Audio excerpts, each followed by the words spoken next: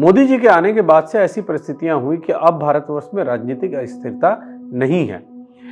लगातार उन्होंने भारतवर्ष को विश्व में एक औद्योगिक नेतृत्व के रूप में प्रस्तुत करने का प्रयास किया और उसका एक बड़ा हालिया एग्जाम्पल है कि भारतवर्ष में 3 बड़ी सेमीकंडक्टर फैक्ट्रीज स्थापित की गई, 2 गुजरात में, साणंद में और 1 आसाम में।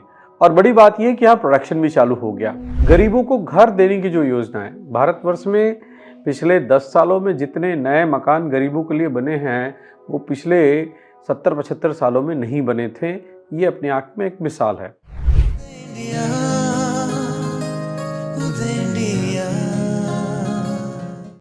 भारतवर्ष के यशस्वी प्रधानमंत्री माननीय श्री नरेंद्र भाई मोदी जी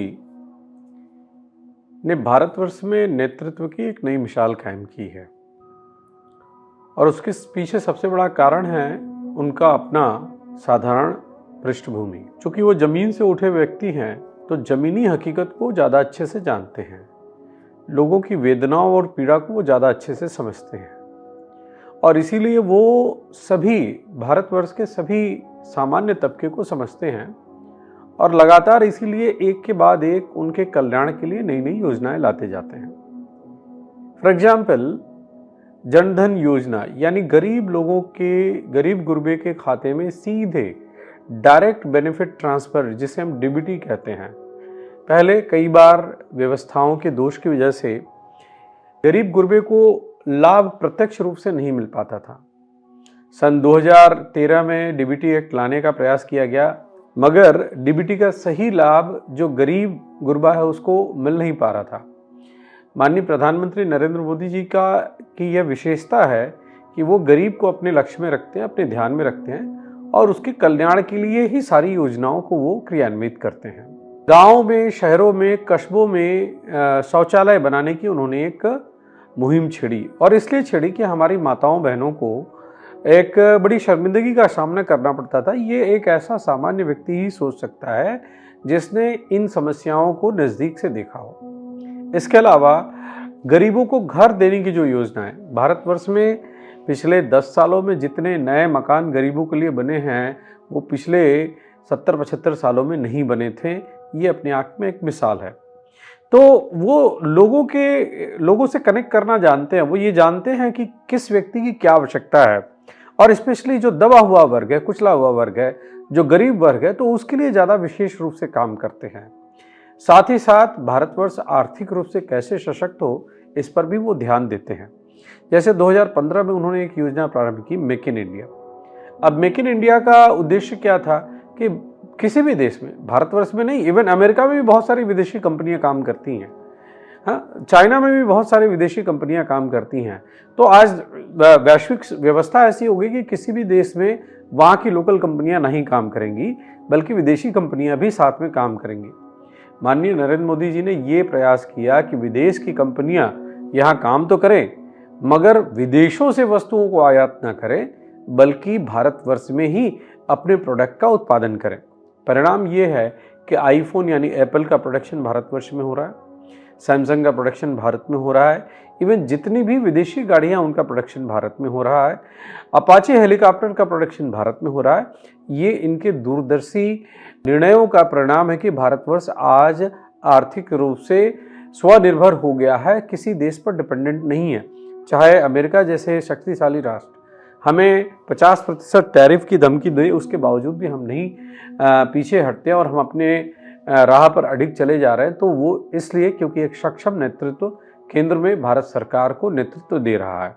जीडीपी का ग्रोथ अगर देखा जाए तो अप्रत्याशित रूप से भारतवर्ष पूरी दुनिया के सामने एक मिसाल प्रस्तुत कर रहा है कि कोविड काल में भी भारतवर्ष ने बहुत तेजी से प्रगति की और हमने चुनौतियों को अपने अवसरों में बदलने का काम किया। इसके साथ ही साथ अगर देखा जाए तो पिछले 11 सालों से भारतवर्ष पूरी दुनिया के सामने एक स्थिर राष्ट्र के रूप में प्रस्तुत हुआ है। कोई भी राजनीतिक समस्याएं भारतवर्ष में आज की तारीख में नहीं है। एक लंबा दौर ऐसा चला सन 1989 के बाद से अगर देखा जाए तो लंबे दौर तक भारतवर्ष में एक राजनीतिक अस्थिरता रही।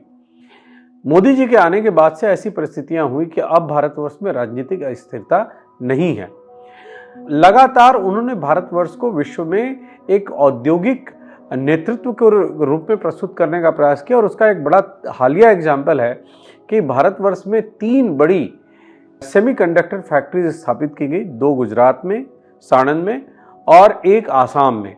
और बड़ी बात यह कि यहाँ प्रोडक्शन भी चालू हो गया। अभी तक हमें सेमीकंडक्टर्स विदेशों से लाने पड़ते थे और इसमें ताइवान एक बड़ा लीडर हुआ करता था, मगर आज भारतवर्ष ने अपनी शक्ति का प्रदर्शन कर दिया है और वो सिर्फ और सिर्फ माननीय नरेंद्र मोदी जी के नेतृत्व का परिणाम है। आज आंतरिक सुरक्षा के मामले में भारत दुनिया के सामने एक मिसाल प्रस्तुत कर रहा है। विश्व के कोई भी देश हो, वहाँ पर आंतरिक सुरक्षा को लेकर अनेक समस्याएं होती है, मगर आज भारतवर्ष पूरी तरह से एक सुरक्षित राष्ट्र है। विश्व के लोग भारत के सामने यह देख रहे हैं कि भारत दुनिया के सामने एक कैसी मिसाल प्रस्तुत कर रहा है।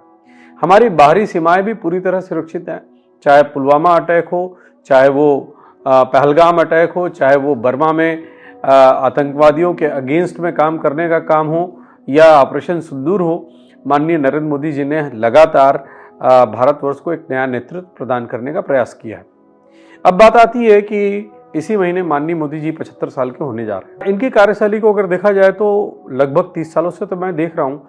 जब फरवरी 1995 में गुजरात में पहली बार भाजपा की सरकार आई तो उसके पीछे इन्होंने अथक प्रयास किया था।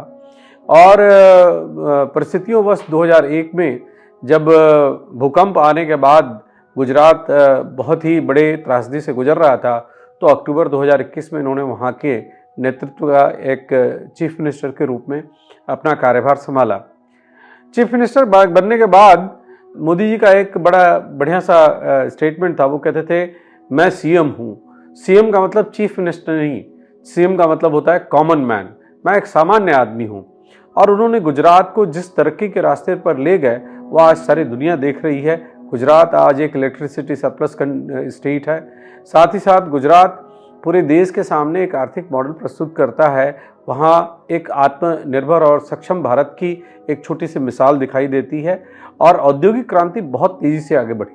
पूरे कोस्टल लाइन पर इंडस्ट्रियल जोन स्थापित किया गया, चाहे वो फार्मास्यूटिकल सेक्टर हो। और अगर रिन्यूएबल एनर्जी की बात की जाए तो विंडमिल एनर्जी है, सोलर एनर्जी है, इसके अलावा अन्य प्रकार की एनर्जीज के सेक्टर में भी गुजरात में बड़ा काम हुआ। तो लगातार 13 साल तक वहाँ पर उन्होंने नेतृत्व प्रदान किया। और उसके बाद भारतवर्ष के यशस्वी प्रधानमंत्री के रूप में 2014 में वो केंद्र सरकार में आए। और केंद्र सरकार में लगातार 11 सालों से, और ये 12वां साल चल रहा है, बहुत ही तेज़ी से विकास के काम चल रहे हैं। उन्होंने एक नए नेतृत्व की परिभाषा लिखी है। नेतृत्व कैसे हो सकता है इसके बारे में उन्होंने एक नई मिसाल दी है। और कभी भी समस्याओं से विचलित हुए बिना वो अपनी टीम को इंटैक्ट रखते हैं और हमेशा भारतवर्ष का कल्याण ही उनके केंद्र में रहता है। मुझे लगता है कि अगर ऐसा नेतृत्व भारतवर्ष को मिलता रहा तो निश्चित रूप से भारतवर्ष सन 2047 के पहले ही विकसित राष्ट्रों की श्रेणी में शामिल हो जाएगा। माननीय मोदी जी के सामान्य व्यक्ति से जुड़े होने के कारण से ही उन्होंने दिल्ली के राजपथ को एक कर्तव्य पथ का नाम दिया, क्योंकि राजपथ कहीं न कहीं से एक राजशाही के मानसिकता को प्रदर्शित करती थी। उन्होंने कहा नहीं, ये हमारे कर्तव्य का पथ है, हम राष्ट्र को अपने कर्तव्यों के माध्यम से एक उत्कर्ष की तरफ ले जा रहे हैं। तो इसलिए वो जो पूरा राष्ट्रपति भवन से लेकर के इंडिया गेट का जो रास्ता है उसको उन्होंने कर्तव्य पथ का नाम दिया। और शायद अगर देखा जाए तो ये एक सामान्य व्यक्ति इसके बारे में सोच सकता है। बड़ी बात यह है कि बहुत पुराने, करीब 1 सदी जितने पुराने संसद भवन को माननीय नरेंद्र मोदी जी ने एक नया स्वरूप दिया और एक नई संसद का निर्माण कराया। और निर्माण कराने के साथ साथ भारतीय परंपराओं का भी स्थापन किया, जहां उन्होंने राज्य शासन को सेनगोल के बड़े ही शुभ प्रतीक के रूप में प्रस्तुत किया और संसद में आज सेनगोल की स्थापना हुई। और इतना ही नहीं, अशोक चक्र और अशोक स्तंभ का उन्होंने संसद में भी स्थापना किया, जो अपने आप में एक बड़े गर्व की बात है। सबसे बड़ा क्रांतिकारी परिवर्तन जो देखा जाता है इनके काल में आया, और वो है राष्ट्रीय शिक्षा नीति सन 2020 की घोषणा करना।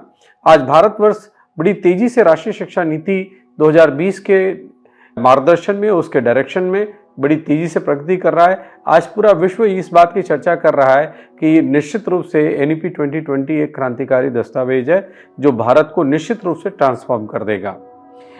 अभी हाल ही में देखा जाए तो भारतवर्ष अमेरिका और चाइना के बाद और जर्मनी के बाद चौथी सबसे बड़ी इकॉनमी हो गया और बहुत तेजी से हम लोग जर्मनी को भी पीछे छोड़ने की कतार में लगे हुए हैं। साथ ही साथ एक बड़ा क्रांतिकारी जो निर्णय लिया गया 5 अगस्त 2019 को धारा 370 कश्मीर से हटाने के साथ साथ सेक्शन 35A भी एबॉलिश कर दिया गया और इसके अलावा 2020 में राम मंदिर की स्थापना के लिए प्रयास किया गया। ये कुल मिलाजुलाकर अगर देखा जाए तो मोदी जी का एक बड़ा ही स्वर्णिम काल है और आने वाले समय में भारतवर्ष में अनेक नए प्रकार के सकारात्मक परिवर्तन होने वाले हैं और इन सबों के को दृष्टिगत रखते हुए अगर देखा जाए तो माननीय मोदी जी निश्चित रूप से भारतवर्ष के एक असाधारण नेतृत्व वाले व्यक्तित्व हैं। मेरी उनके जन्मदिन की ढेर सारी शुभकामनाएं।